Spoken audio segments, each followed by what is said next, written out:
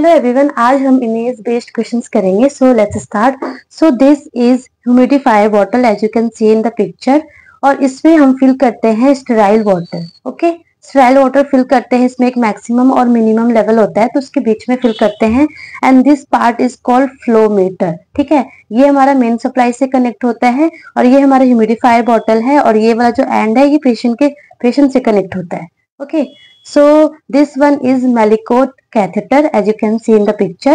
so ये क्या करता है, this is used for suprapubic bladder drainage. मतलब ये मेनली ड्रेनेज के लिए यूज करते हैं. ये जो आपको फ्लावर लाइक इस स्ट्रक्चर दिख रहा है ना, ऐसे फ्लावर जैसा दिख रहा है, वो फिक्स हो जाता है. उसको लाइक हम सुप्राप्यूबिक ब्लैडर में ड्रेनेज में या फिर नेफ्रोस्टोमी ड्रेनेज या फिर कोई एब्सेस या फिर वुंड ड्रेनेज में हम इस ट्यूब का Malicot कैथेटर का यूज करते हैं.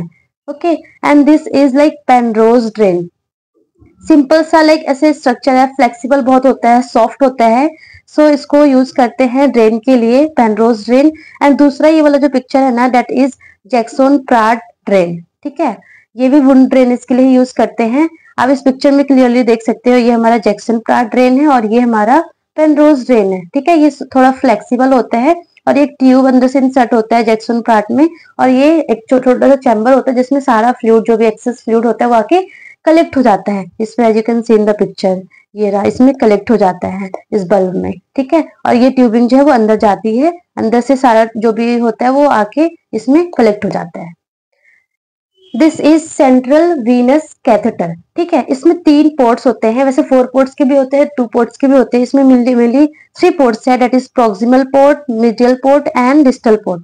तो इसमें अलग अलग पोर्ट का अलग अलग यूज है, तो ये आपको पता होना चाहिए. दैट इज प्रॉक्सिमल पोर्ट में हम मेनली वेजोप्रेसर्स होते हैं, जैसे कि जो भी हमारा आइनोट्रॉप्स हो गया, वेजोप्रेसर्स हो गया, लाइक नॉरेड, एडीआर, वो जो लाइफ सेविंग ड्रग्स होते हैं वो देते हैं. ब्लड सैंपलिंग के लिए भी हम प्रॉक्सिमल पोर्ट यूज करते हैं. एंड नॉर्मल जो मेडिसिन हम पेशेंट को देते हैं उसके लिए भी हम प्रॉक्सिमल पोर्ट यूज करते हैं.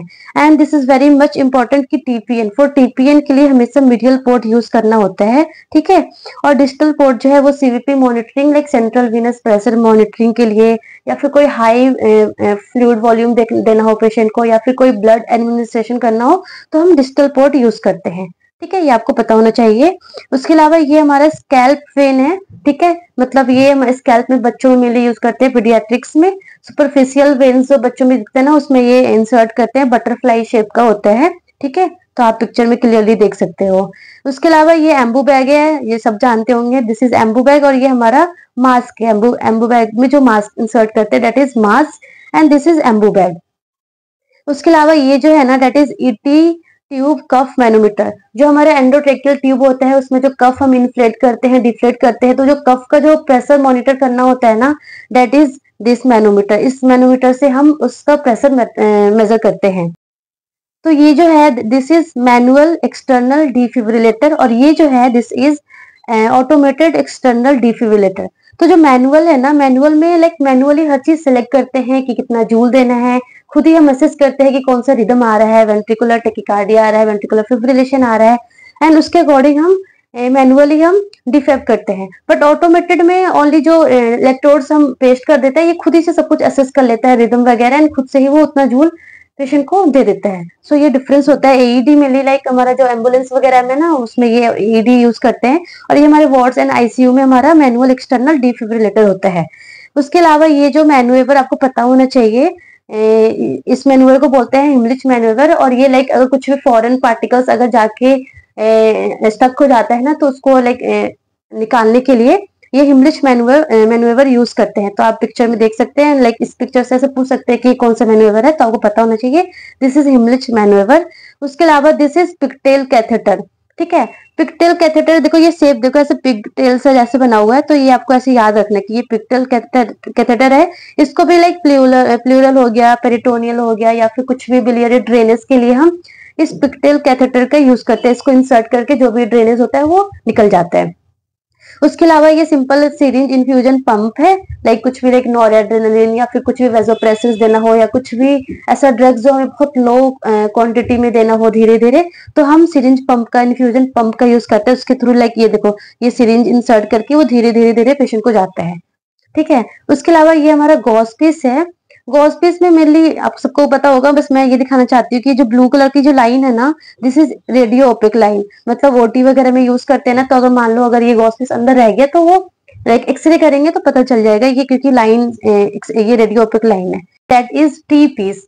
टी पीस है, देखो जो टी शेप का बना हुआ है ना, ऐसे टी शेप, ठीक है, टी पीस है। मतलब पेशेंट अगर ट्रेकियोस्टोमी पे हो, है ना, तो वेंटिलेटर से जब हम ऑफ करके ऑक्सीजन पे लेके आते हैं पेशेंट को, तो हम टी पीस का यूज करते हैं। टी पीस से लाइक देखो, ये वाला एंड से यहाँ से कनेक्ट करते हैं, और ये वाला लाइक मेन सप्लाई से कनेक्ट होके ऑक्सीजन आएगा और ये पेशेंट से कनेक्ट रहेगा। तो टी पीस मतलब मेनली जब पेशेंट को हम ऑक्सीजन पे रखते हैं ट्रेकियोस्टोमी या फिर ईटी ट्यूब लगा हो पेशेंट को, तो ट्रेकियोस्टोमी रूम एयर पे रखते हैं, तो हम टी पीस का यूज करते हैं, ठीक है। और ये जो है दैट इज म्यूकस एक्सट्रैक्टर।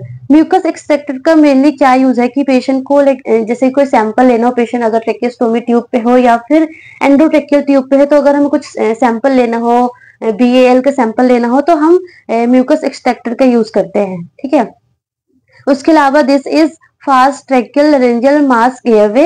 तो ये मेनली लाइक सुप्रा ग्लोटिक एयरवे है, और इसका यूज जब करते हैं जब पेशेंट का लाइक एयरवे बहुत डिफिकल्ट होता है, उसमें हम लाइक लेरेंजोस्कोप इंसर्ट करना बहुत डिफिकल्ट हो रहा होता है, उस टाइम हमें पेशेंट को इजिली इंट्यूबेट नहीं कर पाते ईटी ट्यूब से, तो हम वहां पे fast tracheal laryngeal mask airway use करते हैं फॉर शॉर्ट पर्पज के लिए, शॉर्ट टाइम के लिए, ठीक है। And this is bone marrow biopsy needle. Image में आप अच्छे से देख लो, इमेज बेस में ये आ सकता है कि इस नीडल का नाम क्या है। तो ये बोन मैरो बायोप्सी में इस नीडल का यूज करते हैं, ठीक है। और ये हमारा जो है ये लंबर पंक्चर नीडल है, ठीक है। ये लंबर पंक्चर नीडल है। डिफरेंट डिफरेंट कलर के होते हैं, जैसे हमारा कैनोला का डिफरेंट डिफरेंट कलर होता है, वैसे लंबर पंक्चर के भी different different lumbar puncture needle के भी डिफरेंट डिफरेंट कलर होते हैं। This is like different different temperature measure करने का अलग अलग डिवाइस है। सो ये जो फर्स्ट वाला है ना, दैट इज स्ट्रिप थर्मोमीटर। एक स्ट्रिप टाइप का होता है, उसको पेस्ट करते हैं, उसमें कलर चेंजेस होता है, उसके थ्रू टेम्परेचर बताता है।